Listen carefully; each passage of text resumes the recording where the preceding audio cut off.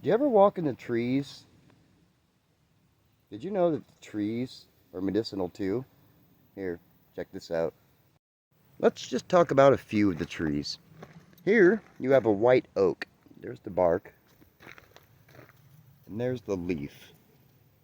This plant's well known as an astringent. It's also antiseptic, so it's very much like witch hazel. You can apply it to wounds, cuts, scrapes, scratches, burns.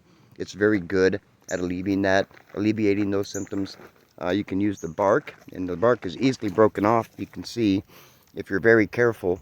The leaves can also be used for this as well. About 4 or 5 steps further in, this is a smooth bark hickory. Hickory nuts are well known for having a high protein content. They're also loaded with amino acids. This is a really good nut as far as survival goes. In fact, it's one of the best, as far as nutrition goes, one of the best nuts in the market. If you can find them, yeah, I'd get those. A little bit further into the walk, that there is a shagbark hickory. I'm not going to go in there. There is a lot of poison ivy in there, but you can kind of see that the bark is a lot shaggier. Those hickory nuts are usually the ones that you'll find for sale. And again, they're super nutritious. Going about 50 feet further in, and this is a wild cherry.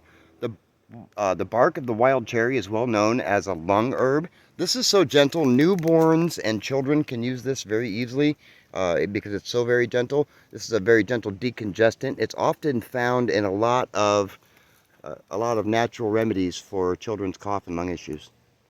I had to go a little bit further down, but we have obviously the maple. There's the bark on the maple.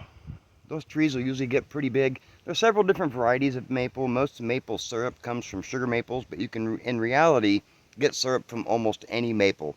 Now, did you know that maple syrup has the ability to balance or lower your blood sugar? And it might be a safe alternative for diabetics. Pretty neat, huh? So this next one is a slippery elm. So if you see a tree that has bark that looks like this, it's most likely a slippery elm. Now be careful, because this bark looks identical to an American elm and they're not the same thing. I'm going to show you what the leaf looks like and how to tell the difference between the two. So here's the leaf of a slippery elm. Again, the American elm is going to have a leaf that looks identical, but here's how you tell the difference. You grab the leaf and you rub it. You hear that rasping noise? If your leaf has that rasping noise, this is a slippery elm. Now, this is great as a lung herb. You use the inner bark for this. The leaf works as well, but the bark works better. The inner bark on this helps with lung issues from newborn babies all the way up to adults. This is also great for digestive issues and digestive complaints. In fact, it's used for Crohn's disease. And this is one of the main ingredients of the Easy-Act blend. Would anybody like to know about the Easy-Act blend? The other cool things about this is actually one of Morpheus's favorite treats, and if the leaf is young enough, he loves to eat slippery elm leaves. Now, slippery elm in particular, this is great for your dog. This is actually good for their digestive system.